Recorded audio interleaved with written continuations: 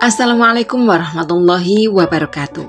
Selamat berjumpa lagi sahabat kisah dan hikmah yang budiman, dengan channel Kisah dan Hikmah yang selalu hadir dengan kisah-kisah menarik, unik, dan jarang diketahui kebanyakan umat Islam. Sahabat kisah dan hikmah yang budiman, kali ini kita akan berkisah tentang Khadijah, istri terkasih Rasulullah Shallallahu Alaihi Wasallam. Namun sebelum itu, jangan lupa untuk like, comment, and subscribe.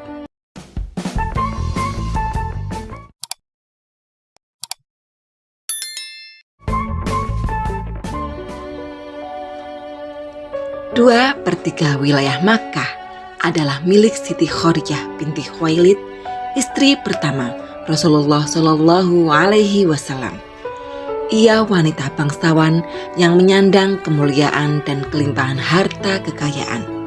Namun ketika wafat, tak selembar kafan pun dia miliki. Bahkan, baju yang dikenakannya di saat menjelang ajal adalah pakaian kumuh dengan 83 tambalan. "Fatimah putriku, aku yakin ajalku segera tiba," bisik Khadijah kepada Fatimah sesaat menjelang ajal. "Yang kutakutkan adalah siksa kubur. Tolong mintakan kepada ayahmu agar beliau memberikan sorbannya yang biasa digunakan menerima wahyu untuk dijadikan kain kafanku. Aku malu dan takut memintanya sendiri," pinta Khadijah sembari matanya berkaca-kaca. Mendengar itu, Rasulullah Shallallahu Alaihi Wasallam berkata, "Wahai Khadijah, Allah menitipkan salam kepadamu dan telah dipersiapkan tempatmu di surga." Tak lama kemudian, Siti Khadijah, sang Ummul Mukminin, menghembuskan nafas terakhirnya di pangkuan Rasulullah Shallallahu Alaihi Wasallam. Didekapnya sang istri itu dengan perasaan pilu yang teramat sangat. Tumpahlah air mata mulia Rasulullah Shallallahu Alaihi Wasallam dan semua orang yang ada di situ. Inna lillahi wa inna ilaihi raji'un. Dalam suasana seperti itu, malaikat Jibril turun dari langit dengan mengucap salam dan membawa 5 kain kafan. Rasulullah menjawab salam Jibril kemudian bertanya, "Untuk siapa saja kain kafan itu ya Jibril?" "Kafan ini untuk Khadijah, untuk engkau ya Rasulullah, untuk Fatimah, Ali, dan Hasan," jawab Jibril yang tiba-tiba berhenti berkata kemudian menangis. Rasulullah bertanya, "Kenapa ya Jibril?" "Cucumu yang satu bernama Husain tidak memiliki kafan. Dia akan dibantai, tergeletak tanpa kafan dan tak dimandikan," jawab Jibril lirih. Rasulullah Shallallahu Alaihi Wasallam berkata di dekat jasad Khadijah, "Wahai Khadijah istriku sayang, demi Allah, aku takkan pernah mendapatkan istri sepertimu. Pengabdianmu kepada Islam sungguh luar biasa. Allah Maha mengetahui semua amalanmu.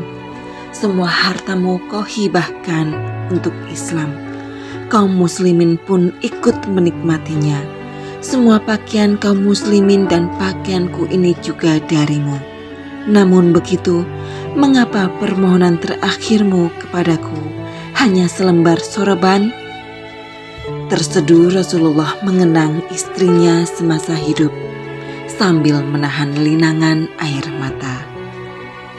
Setelah Siti Khadijah wafat, Rasulullah Shallallahu Alaihi Wasallam selalu mengenang perjuangan dan kesetiaan Khadijah. Suatu hari ketika Rasulullah pulang dari berdakwah, beliau masuk ke dalam rumah. Khadijah menyambut dan hendak berdiri di depan pintu. Kemudian Rasul bersabda, "Wahai Khadijah, tetaplah kamu di tempatmu." Ketika itu Khadijah sedang menyusui Fatimah yang masih bayi. Saat itu seluruh kekayaan mereka telah habis. Seringkali makanan pun tak punya. Sehingga ketika Fatimah menyusu, bukan air susu yang keluar dari Khadijah, akan tetapi darah. Darahlah yang masuk dalam mulut Fatimah. Kemudian Rasulullah Shallallahu Alaihi Wasallam mengambil Fatimah dari gendongan istrinya dan diletakkan di tempat tidur.